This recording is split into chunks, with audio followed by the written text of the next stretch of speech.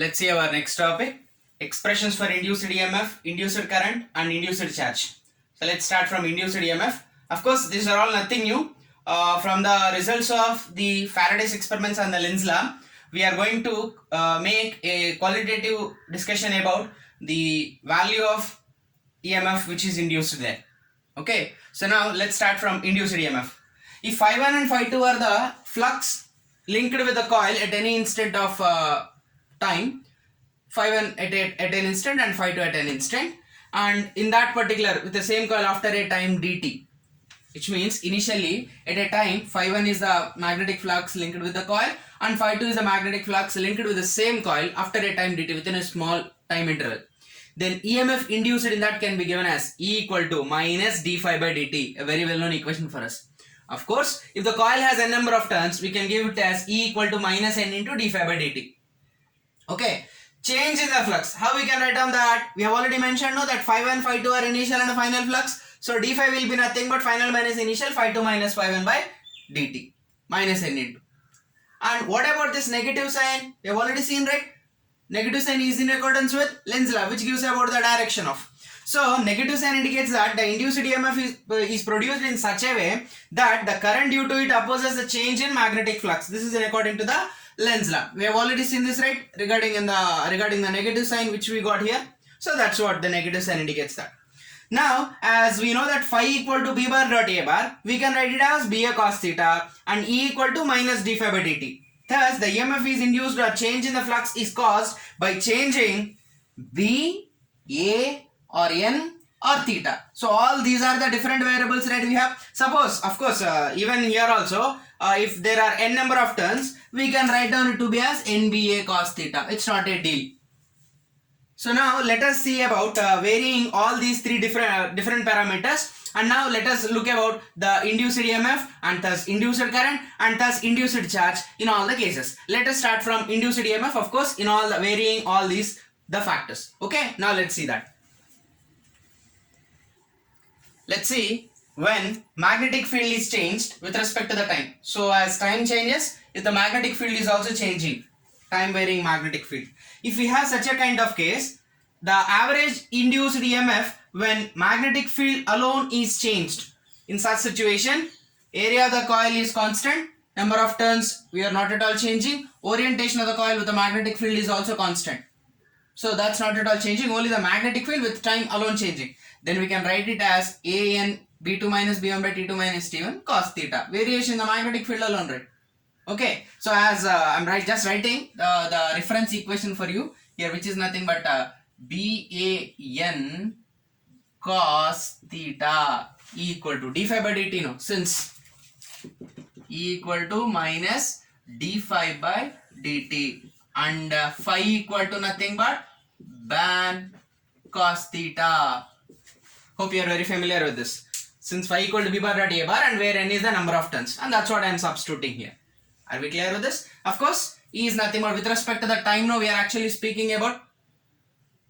Okay, so I'm going to I'm calling this for this particular to be as, or you can call it as a d of phi is by dt. Okay, I'm substituting here. Now, if the plane of the coil is perpendicular to the magnetic field, which means plane of the coil, this is the plane of the coil, right? We are actually speaking about if this is perpendicular to the magnetic field, which means if this is the magnetic field, now this is how, if it is. If the plane of the coil, which means the normal drawn to the coil and the direction of the magnetic field, both are in same direction, then angle between B bar and A bar will be 0, and that's what I am mentioning here. Theta equal to 0 cos 0 1. So E equal to minus AN into B2 minus B1 by T2 minus T1, of course, cos 0 is 1. Now instantaneous EMF at that can be given as the same equation instead of this dB by dt. Are we clear with this? Now let's look about the next situation. Let's see the next one. If we change the area, which means with respect to the time, if area is changing, you can see here very similar to the previous one when magnetic field is changing, very similar note. If A1, A2 are the areas of the coils at T1 and T2 instants respectively, we can add it to be as E equal to minus Bn cos theta of A2 minus A1 by T2 minus T1. Similarly, when the plane of the coil is perpendicular and instantaneous EMF, similar kind of, just like how B we wrote, in a similar note we can write down for when area is also changing. Okay, over the time, if the time is changing, with respect to that, area of the coil is also changing with this which in that particular magnetic field is existing. Okay, now let's see the next case. Let's see the next one. When theta is changed, so average induced EMF when only theta is changed, a very similar kind, like how when we discussed when magnetic field is changed, when area of the coil is changed, in a very similar fashion when theta is changed. What do you mean by theta? Which means, imagine if the magnetic field is in this direction, okay, from right to left, imagine so, and you have placed a coil in that magnetic field, okay, like this, imagine so, okay. Now if I am rotating the coil in this magnetic field, if I rotate the coil, then in such situation theta will obviously vary, right? Because imagine for this situation, magnetic field and area vector both are perpendicular, while if I rotate the coil, they are parallel. Have we seen these conditions or not earlier when we discussed about rotation of the coil in a similar way? So now in that situation we can write down this to be as E equal to minus BAN cos theta, no? Okay, so cos theta 2 minus cos theta 1 by T2 minus T1, where theta 1 and theta 2 are the angles made by the normal drawn to A bar with B bar at T1 and T2 times respectively.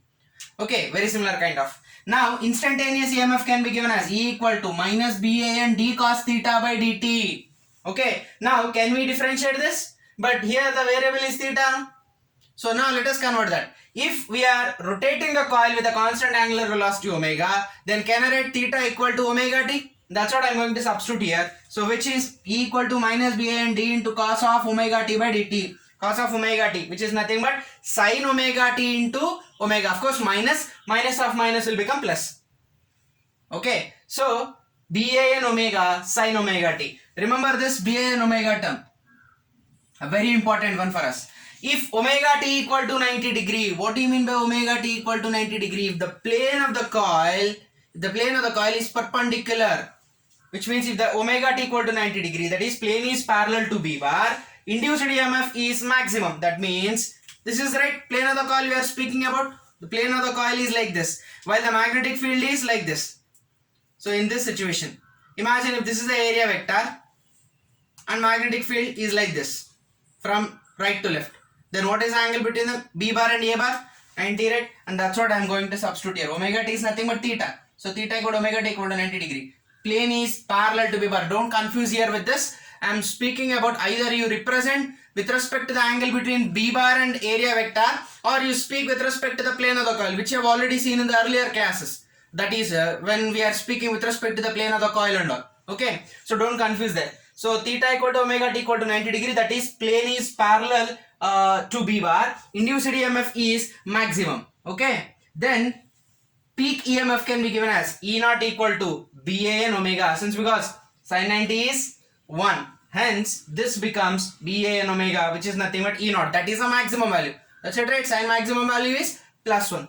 Now I can substitute this in the equation, right, which I can get it as E equal to BAN omega already is the peak EMF, which is represented with E naught. So E naught sin omega t.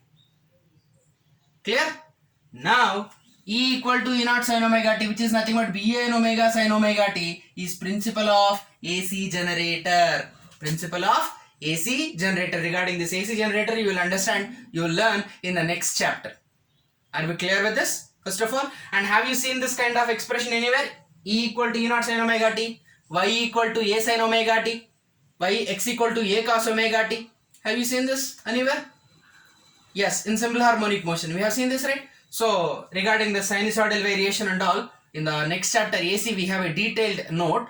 There you will understand why all this kind of. Okay, let's see the next one also. And one more important point you have to understand is variation in the flux or change in the flux because of change in the number of turns is not at all a possible case, because change in flux by changing the number of turns is a practically difficult task, since because over the time within that particular time interval, how you can change the number of turns, that's a very difficult task, right? So changing the number of turns in a particular time interval is not at all practically a possible case. Hence, out of all the various factors what we have considered, B, A, N, theta variables, that's it, right? We have started.